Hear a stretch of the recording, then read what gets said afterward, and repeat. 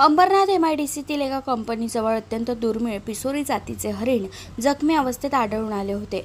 One अधिकारी वैभव वाळिंबे यांनी या हरणाला ताब्यात घेऊन पशुवैद्यांच्या मदतीने प्रथम उपचार करून जीवदान दिले।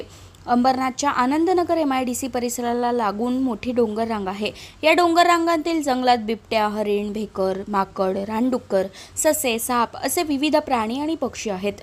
रविवारी पहाटेच्या सुमारास रात्रपाळीवर कारखान्यात कामाला असणाऱ्या एका कामगाराला डोंगराजवळ जखमी झालेला हरणासारखा प्राणी दिसला। याबाबतची माहिती प्राणी मित्र विनय पवार आणि वन विभाग अधिकाऱ्यांना कळवण्यात आली।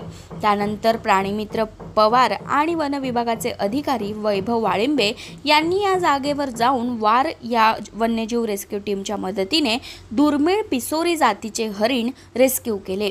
त्याची प्राथमिक तपासणी करून पुढील उपचारासाठी वनपरिक्षेत्र अधिकारी संजय चेन्नई यांच्या मार्गदर्शनाखाली बोरीवलीतल्या संजय गांधी राष्ट्रीय उद्यान येथे पाठवण्यात आला आहे।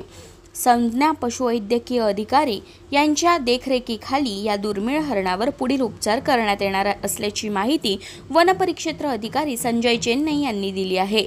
रात्रीच्या सुमारास उंच डोंगरावर पळत असताना डोंगराच्या कडेचा अंदाज न आल्याने घसरून पडून हे हरिण जखमी झाल्याचा अंदाज वर्तवण्यात आला आहे। प्रतिनिधी अजय जोशीसह राज्य माझा न्यूज, बदलापूर।